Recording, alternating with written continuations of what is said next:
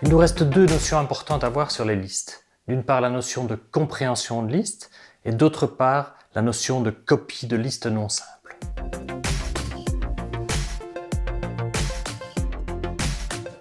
Donc, commençons par deux exemples de compréhension de liste. Il y en a d'autres qui suivent plus tard dans le cours.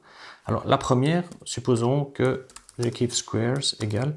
Donc, on dit que je crée une liste de x carré for x in range 10. Donc, l'idée, c'est d'écrire de façon compacte la création d'une liste. Donc, ici, je demande tous les nombres, toutes les valeurs entières x entre 0 et 9, 10 donc compris.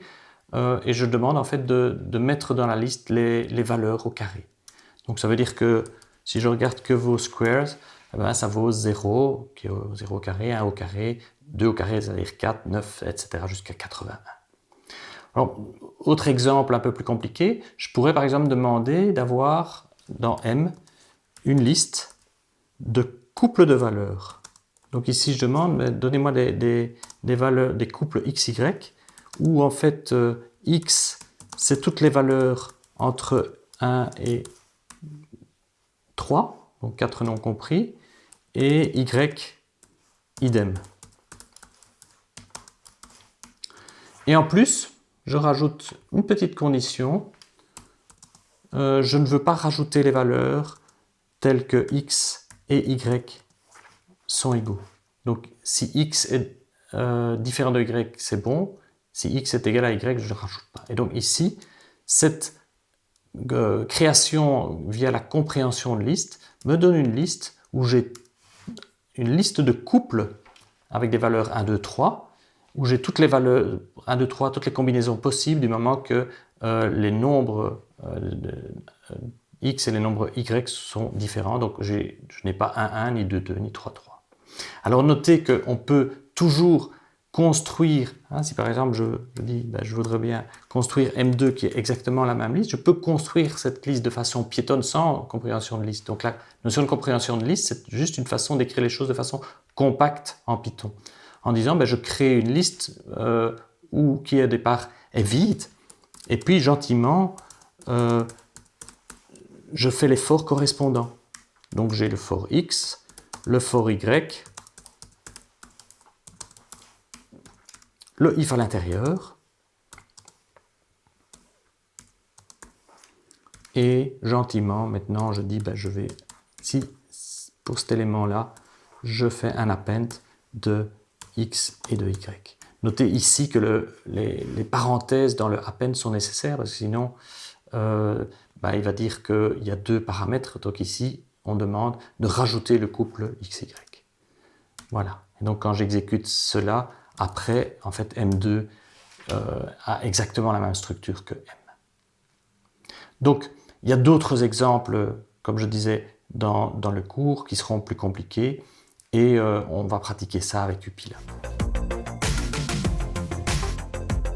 Donc ici, j'ai préparé le travail, je me suis mis dans une session Python Tutor, et j'ai édité un petit code qui réalise en fait des créations de listes et des copies de listes, mais superficielles avec des modifications.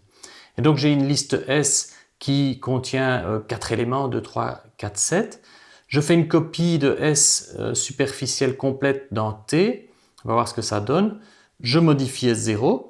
Je lui donne la valeur 666. J'imprime les valeurs. Et puis après, en fait, je vais faire la même chose, mais ici avec une liste S qui est non simple. C'est-à-dire que ici, S va contenir un entier 2, un entier 3, et après une sous-liste 5, 7.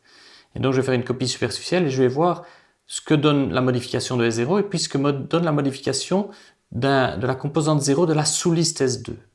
Allons-y. Donc, ici, création de S de 3, 5, 7, liste 4 éléments.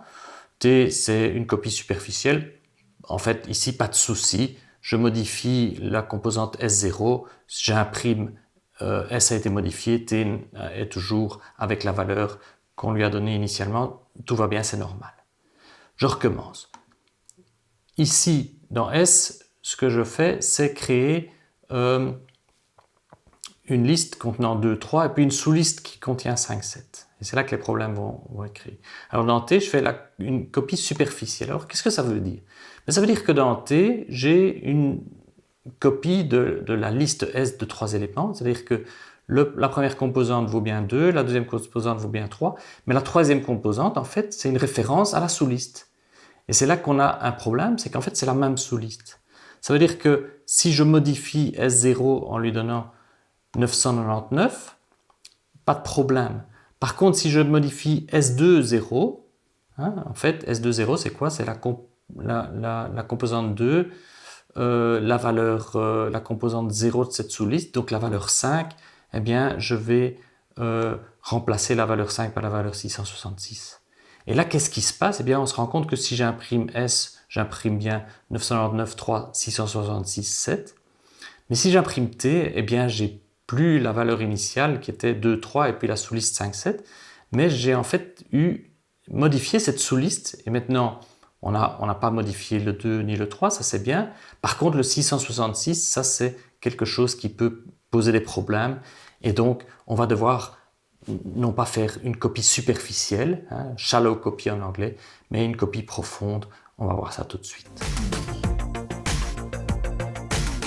Voilà, et donc ici j'ai de nouveau préparé le terrain, donc je me suis remis dans Python Tutor, mais ici je vais utiliser la fonction deepcopy. Et donc, du module copy, j'importe deepcopy. Donc la fonction deepcopy, qu'est-ce qu'elle va faire? Eh bien, elle va faire une copie complète de la structure de S. Donc ici, j'ai S qui est une liste avec des sous-listes. Ça peut être très compliqué. Ici, il y a juste une sous-liste. Eh bien, je demande que T soit une copie complète de S. Et en fait, ici, c'est une copie. Et tous les éléments, donc on voit que même les sous-listes sont copiés, complètement dupliqués. Et donc, je peux modifier n'importe quelle partie de S, ou que ce soit dans la liste ou dans une sous-liste. Je touche évidemment pas à T. Et donc ici, l'impression de S et de T me donne les modifications que je voulais dans S et T n'a pas été modifié. Voilà. Nous venons de voir la notion de compréhension de liste et la notion de deep copy, donc de copie de liste non simple, de copie profonde. Alors, il nous reste dans ce long module à pratiquer tout cela et aussi avoir encore une notion, la notion de fichier texte, qui peut être très intéressant pour faire des tas de choses.